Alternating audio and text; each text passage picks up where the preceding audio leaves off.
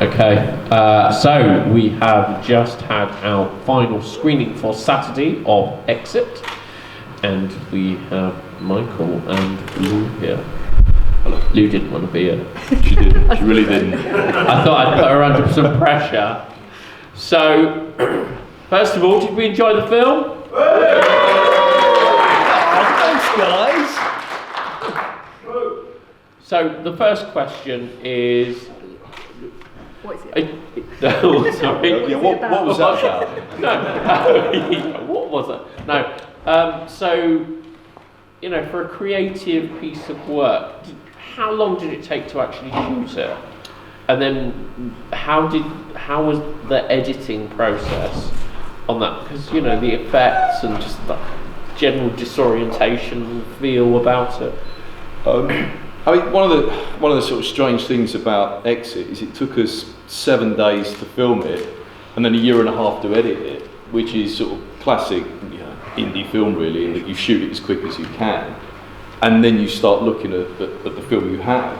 And I really enjoy editing. It's, you know, together with writing, it's my favourite sort of part of the process. So I really oversee all of the editing myself, and I think that for me that's really where sort of films start to live and come together. And I really love movies of the 60s, particularly sort of movies like Performance, which use this very almost brutal form of editing. And so I really wanted to kind of sort of replicate some of that with the style of Exit.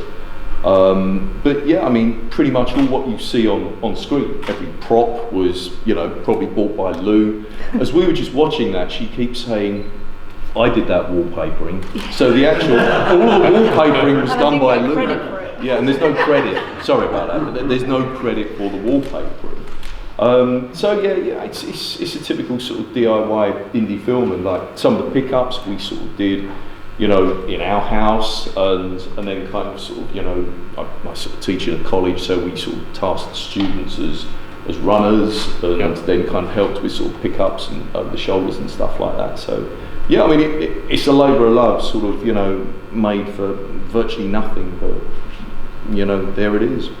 And what was the basis of the story? Where did that come from? Where was that hatched? I'd sort of made a series, I've made a number of shorts with a friend of mine called Matt Bayliss, and we did that inevitable kind of sort of, well, we made some shorts, let's make a feature now. How hard can it be? And it was kind of like, yeah, it's just got to be the same as the short, but a bit longer, yeah.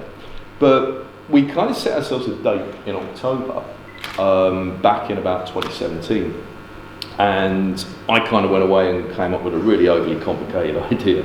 And Matt went away and just came up with this very simple idea that we could do in a single location of two couples that come together, and then, you know, they're basically all of their kind of pent-up aggressions and what have you sort of come out. And this the gestation of this is against the background to Brexit. I didn't really want to make a kind of like Brexit movie.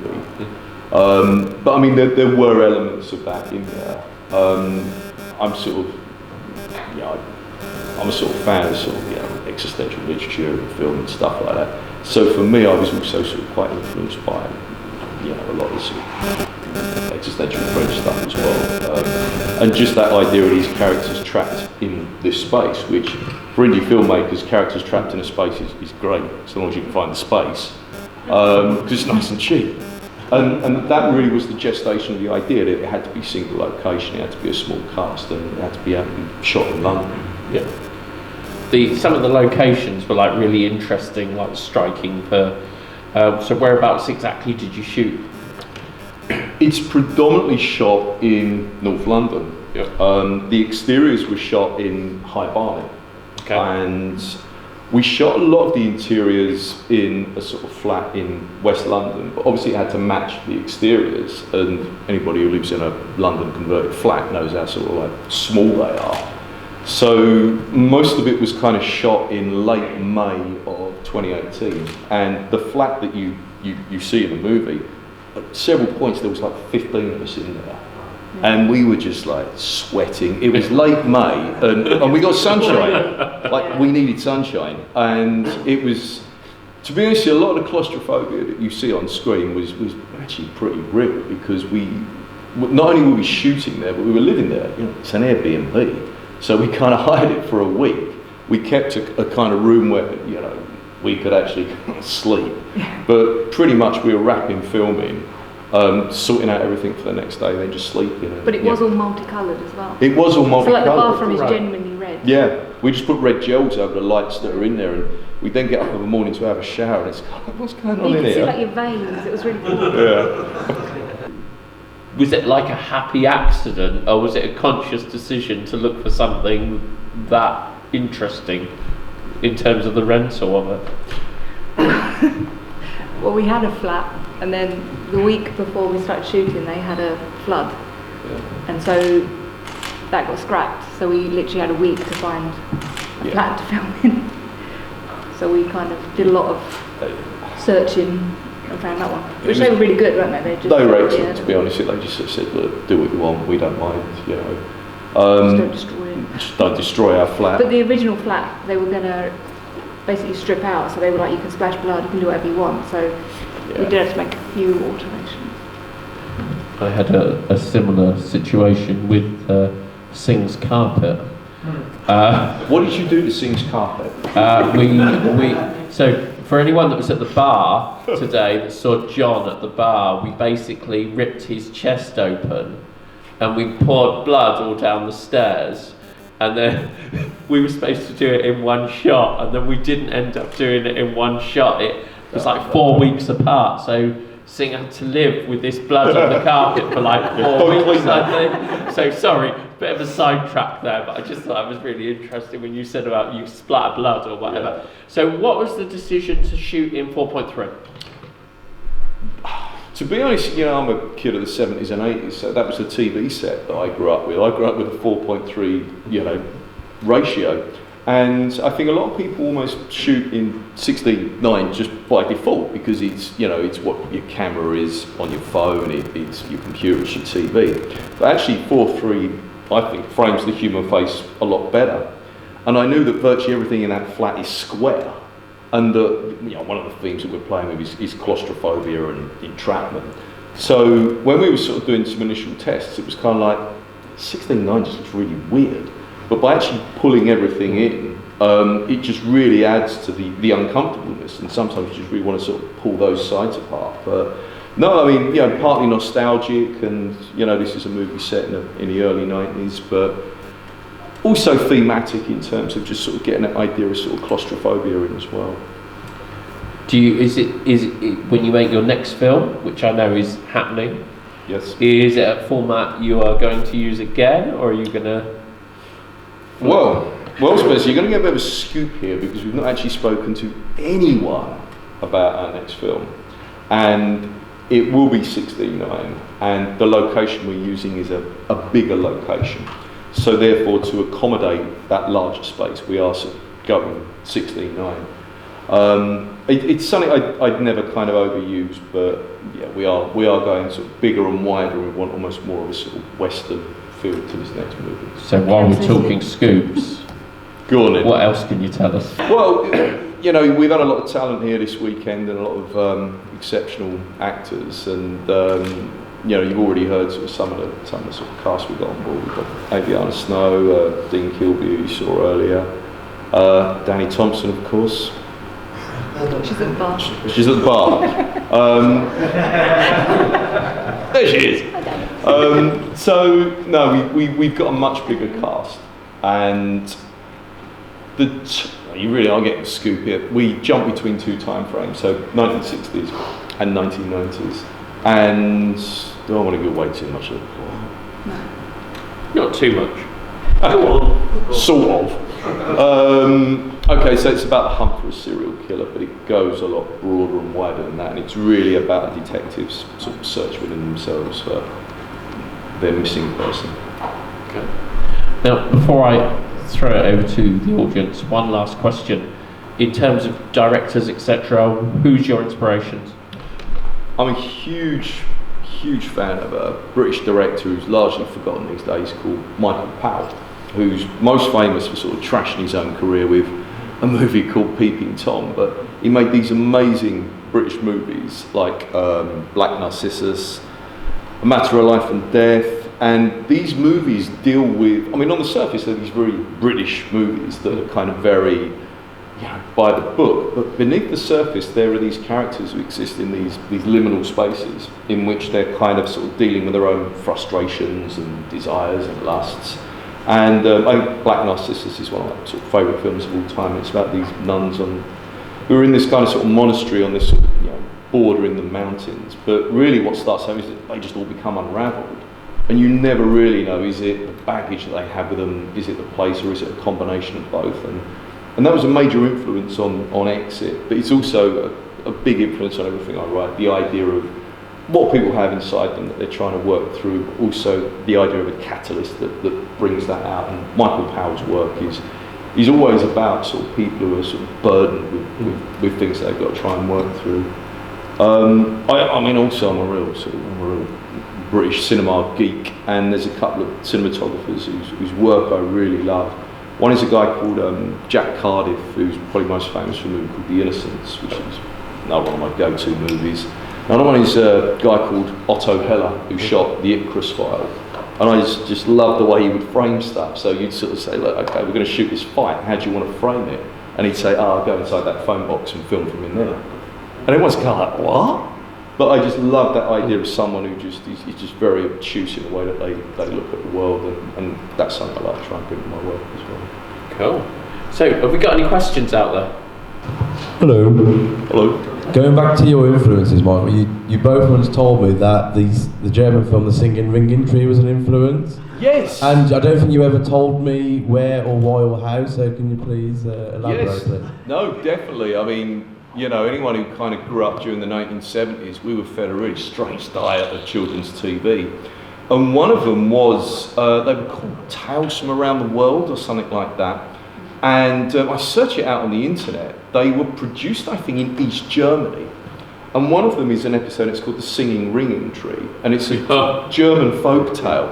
But the weird thing is, watching it as a kid during the 1970s, you could still hear the German soundtrack underneath, and then there was an English kind of sort of narration over the top, and it just sort of sounded like some sort of like CIA experiment as you were watching this. And the visuals are just like, watch The Singing Ringing Tree if you haven't, because it's one of the most bizarre and strange TV shows I've ever seen, and it's so disturbing. It still remains, I think, one of the most disturbing things I ever saw as a child. And as I say, I think kids' TV in the 1970s. I mean, another one that always comes to mind is it was a government information film to scare the hell out of kids from going near deep water, and it was called Dark Waters, and the voiceover was done by Donald Sutherland. Yeah, Pleasance. Thank you. Would have been better done by Donald Sutherland. But yeah, The Singing Ringing Tree. There was only a couple of episodes, but the colours are just like as if someone just turned up the saturation, and the story is just nuts. It just goes all over the place, and there's supposed to be a moral at the end of it. You can't really work out what the moral is, so that appealed to me a lot. Hello. So I was wondering, is there any thought process behind the binary colours of the costumes the characters wear? So they all wear black or white, basically? Yes. Could you tell me more? I certainly can. We had a big kind of sort of like, oh God, what are we going to costume people? And because we were shooting for a week, we knew that we couldn't screw around too much with continuity. And I initially wanted Leonardo, who plays Michelle, to actually be dressed in white, to sort of, suggest purity and all those sort of cliched ideas, but then have her kind of come out sort of like drenched in blood. But as we then kind of played around with the ideas, we actually realised that you can't simply break this down into, binary opposites of good and bad, because, that's the really sort of simplistic way of looking at things, and no character of any description is 100% good or bad. So we just literally wanted the characters to mirror each other. So the two guys, one's wearing a black t-shirt, one's wearing a white, and the two sort of female characters are similarly styled. And it's one of those things, costuming is one of those aspects that we actually enjoy, because you kind of sort of think, oh yeah, they look really good in this. And a kind of weird aside is Billy James Machin, who plays Steve, when he showed up to his audition in January in High Barnet, was wearing exactly that. He turned up with a white kind of cap sleeve t-shirt. and some skinny jeans, and we kind of thought, oh, that's actually how we imagined you. So, yeah. Where exactly was the exterior of the house? Because that's Yes. quite a fascinating place. It's a building in High Barnet called Tudor Hall, and the date on the front of it is 1573. It's actually been there that long, and it was a school, and there's a covenant on it because royalty have been educated there. It cannot be pulled down, and there always has to be an educational facility at that spot. Yeah. So there's an FE college there, But there's right like- next door. It's like a whipping post in the middle that they used to like whip the kids. Yes. Oh, wow. Yeah. And Yeah. one of the runners, I said to him, I'll meet you at Tudor Hall. I want to go, is that the Elizabeth? No, is that the Victorian building? Is that the Victorian So I building? was like, no. What's the date on the front say, mate? Yeah. But the staircases that you see, they're from that building. Yeah. Much of the interiors, we actually, because we work at the college, they let us kind of use the inside. So we were able to kind of sort of like really dine out on the kind of aesthetics of age, and what I really wanted to tie in was the old idea of old England. So there's a number of royal crowns, for example, in the film, and there's 2 crowns on the outside of the building, which was nice to do a nice dissolve into the crown on the saucer of the cup. But yeah, it's in High Barnet, and it's listed. So again, we couldn't throw blood around in there either. Cool, thank you. You are doing one of the segments of Video Shop Tales of Terror. I am. What can you tell us about the segment that you are creating? God, you're getting all the scoops tonight. I think we want it to be quite different from anything we've done before. So I don't want to just kind of recycle sort of past ideas and what have you. And when kind of Lau put the project together, I mean, I'm a huge fan of VHS, video nasties. And I kind of thought, what were the video nasties that I was denied seeing? So I've got to see a lot of cannibal movies. You know, I had pretty lax parents, to be honest with you. They didn't really care. So I got to see a lot of that sort of stuff. But there was a particular genre I didn't get to see. And it was only in later years that I got to see that particularly sleazy subgenre. And Vergessen should give you a bit of a clue as to what that particularly sleazy subgenre that the Italians created in the 70s was. I mean, dare we say it, I don't want to be particularly exploitative, and believe it or not, we do have some boundaries at Fausti Films. We do have some. So kind of recreating what I'd like to recreate without making it too offensive. It's taking some working through, so that we have the story. We've already started reaching out to people. We need to find some locations That allow blood. that allow blood. Yeah, shopping centres, places like that. But yeah, it is going to be fitting very nicely in with the whole VHS thing. Well, thank you very much. If you'd like to give our wonderful duo here a final round of applause.